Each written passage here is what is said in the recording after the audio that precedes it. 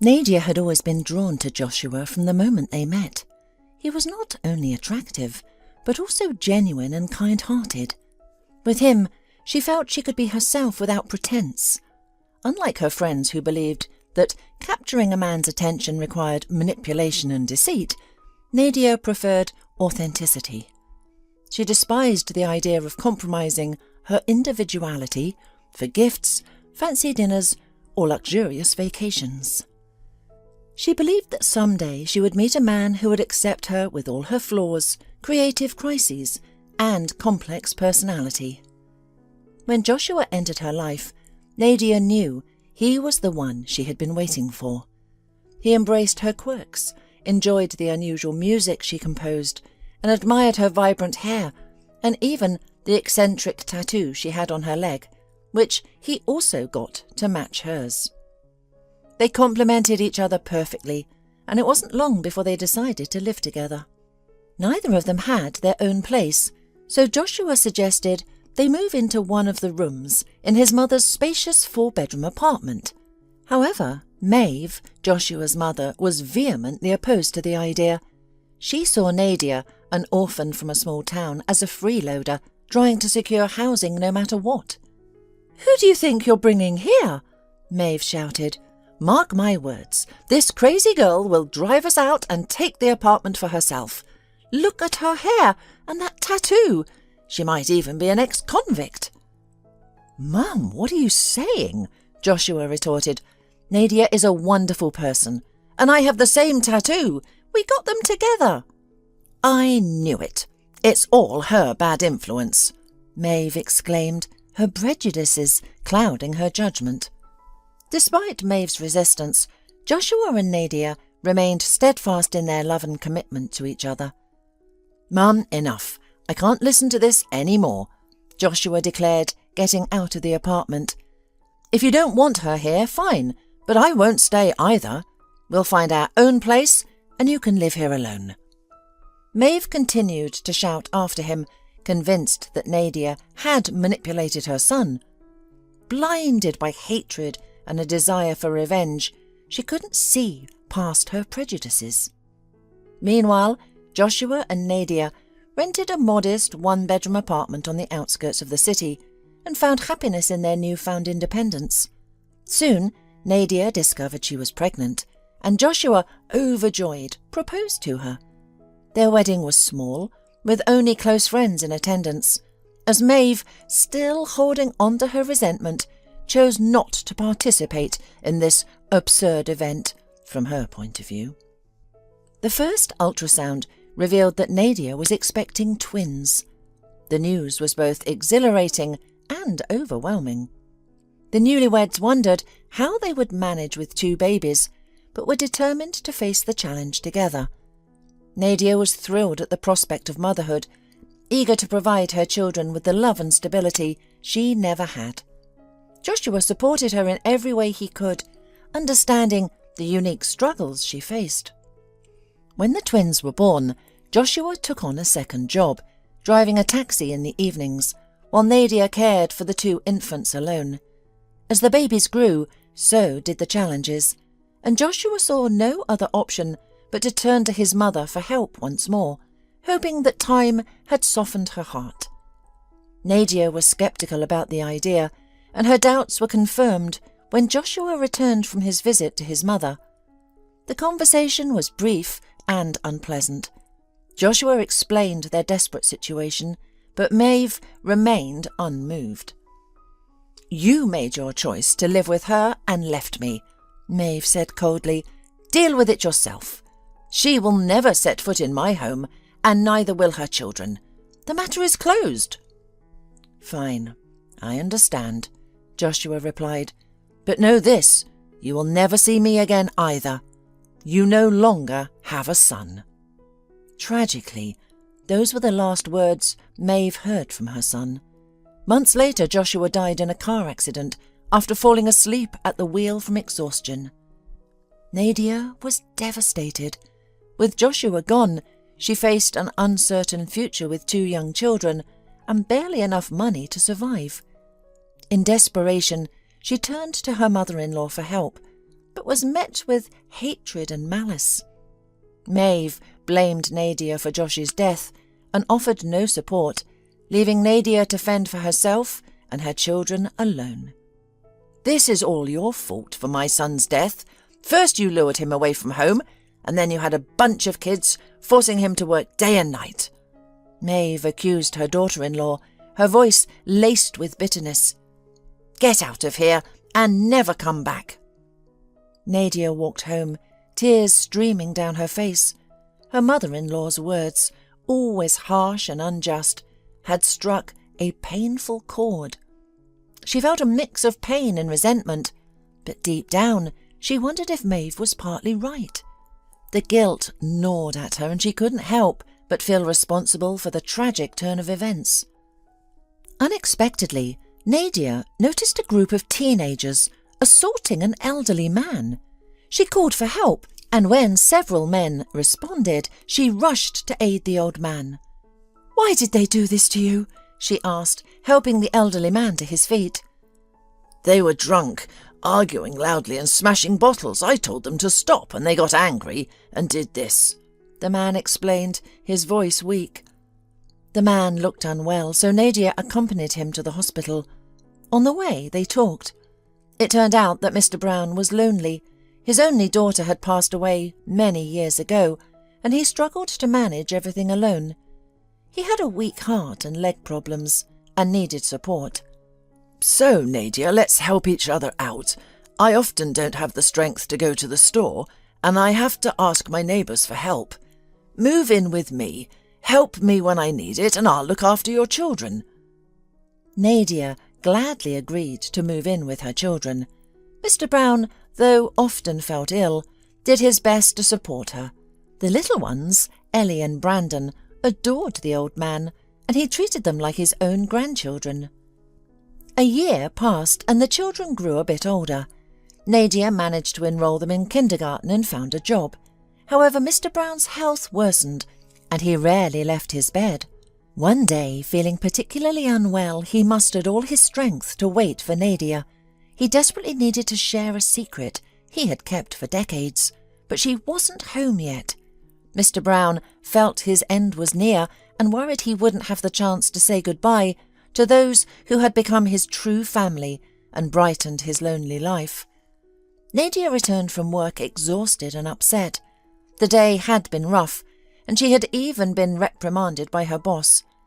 As soon as she entered the house, she heard Mr. Brown's voice. She rushed into the room and saw his pale, almost lifeless face as he tried to speak. "What's wrong? Are you in pain? I'll call an ambulance," she exclaimed, reaching for her phone. "Wait, listen to me," the old man rasped. "I've left this apartment to you and your children.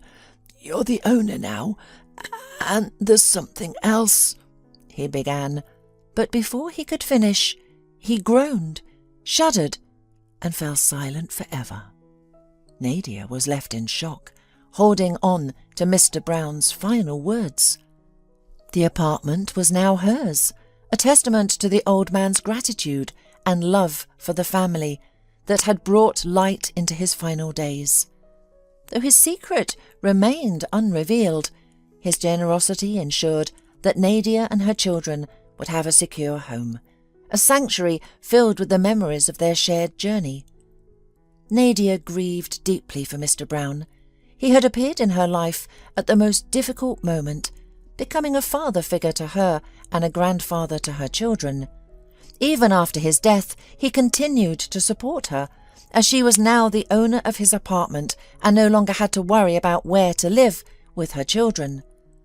Time passed, and the children grew more independent, but Nadia remained single, not seeking new relationships. She had grown accustomed to relying on herself and solving any problems on her own. Then one day, when the old refrigerator suddenly broke down, she realized she needed a man's help. She could have called a repairman, but she remembered Stephen. Stephen worked with Nadia, was good with technology, and had offered his help if she ever needed it. Nadia knew Stephen liked her, but she wasn't ready for a serious relationship and wasn't sure how he would get along with her children. This time, however, she needed his help and decided to take up his offer. Stephen arrived so quickly it was as if he had been waiting outside the door for a chance to help Nadia and her little ones. Without a word, he went straight to the refrigerator and began his inspection.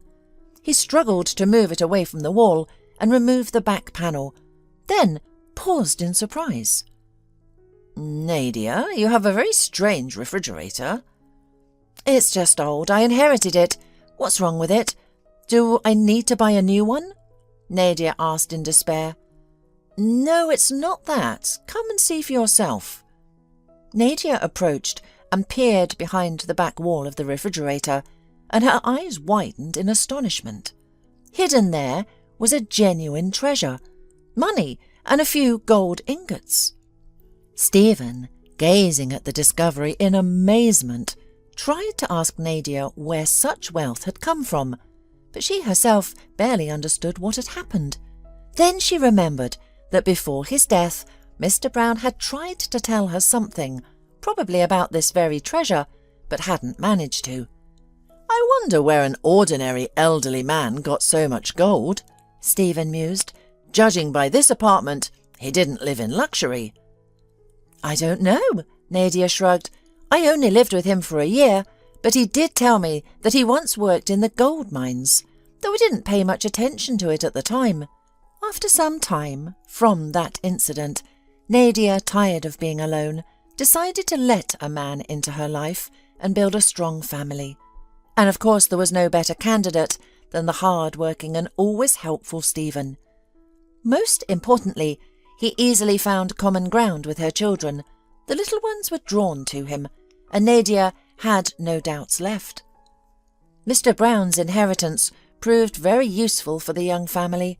Nadia and Stephen bought a large house and invested part of the money in a family business, opening a children's cafe. It wasn't just a place to eat healthy, delicious food or celebrate children's parties. Nadia organised a club for young mothers who could come with their children, socialise and relax while animators entertained the kids. But the enterprising young woman didn't stop there. Nadia vividly remembered how difficult it had once been for her, alone with 2 babies and no help. So she organised a small evening children's group at the cafe where parents could leave their kids if they needed to run errands. She used all her experience as a mother. Stephen actively helped her, and over time this idea grew into a full-fledged private kindergarten. Nadia had many other original ideas, and now she enjoyed implementing them in her business. Their cafe grew and developed, becoming one of the most popular places in the city, and eventually transforming into a large family centre where everyone could find something to their liking. Watching grandparents often bring their grandchildren to the centre, Nadia sometimes felt a pang of sadness. Everything was going well for them, except that her children had no grandmothers or grandfathers. She hadn't seen Maeve, Joshua's mother, in a long time, and only knew that the woman had married a much younger man. This didn't surprise Nadia, as Maeve had always taken care of herself, looked young, and with money and an apartment, could be a desirable match for anyone.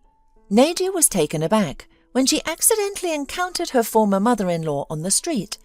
The woman had aged significantly, her appearance dishevelled, and it was evident that her right arm was paralysed, likely due to a stroke. Maeve looked at Nadia in disbelief. Standing before her was not the rebellious girl with colourful hair and tattoos, nor the worn-out mother of many, but a successful, elegant woman who appeared to be expecting. "Nadia, dear, are you expecting a baby?" Maeve whispered, her words slow and laboured. "And where are my grandchildren?" "With me, of course," Nadia smiled warmly. "I'm married now, have a wonderful husband, and the children are doing well. We're expecting an addition to the family soon. How are you?" "Not well, dear," Maeve sighed, her eyes welling up with tears. "I'm guilty before you, my son and my grandchildren. I was selfish, thinking only of myself, and now I'm being punished for it." Nadia listened, her heart filled with a mix of emotions. She saw the frailty and regret in Maeve's eyes, and understood the weight of her confession. The encounter was a poignant reminder of the passage of time and the power of forgiveness. Maeve confessed that she had acted foolishly by putting her young husband's name on her apartment deed. Immediately afterward, he changed, bringing other women home, humiliating and abusing her, until she suffered a stroke. Nadia felt pity for the poor woman. She held no grudges and had long since forgiven her. She invited Maeve to her home, and Maeve was astonished to see the lovely house and how fortunate Nadia was with her husband. When Maeve saw her grandchildren, she wept again, especially upon seeing Brandon, who looked so much like Joshua. Maeve embraced the children, who were initially wary of the stranger, but soon warmed up to their grandmother, delighted to finally meet her. "Grandma, you won't get lost again, will you?" they asked excitedly. "You'll live with us, right?" "No, I won't get lost again," Maeve laughed, wiping away tears, and looked at Nadia uncertainly. "But I don't know where I'll live now." "Of course with us," Nadia smiled. "How could we lose our grandmother again?" Maeve was overjoyed. She realized that Nadia had forgiven her. A month later they helped Maeve evict her husband from the apartment, but she did not return there. She divorced him, signed the apartment over to her grandchildren, and moved in with Nadia, dedicating her time to raising the little ones. The joy of being with her grandchildren brought Maeve not only peace and happiness, but also aided her recovery from the stroke.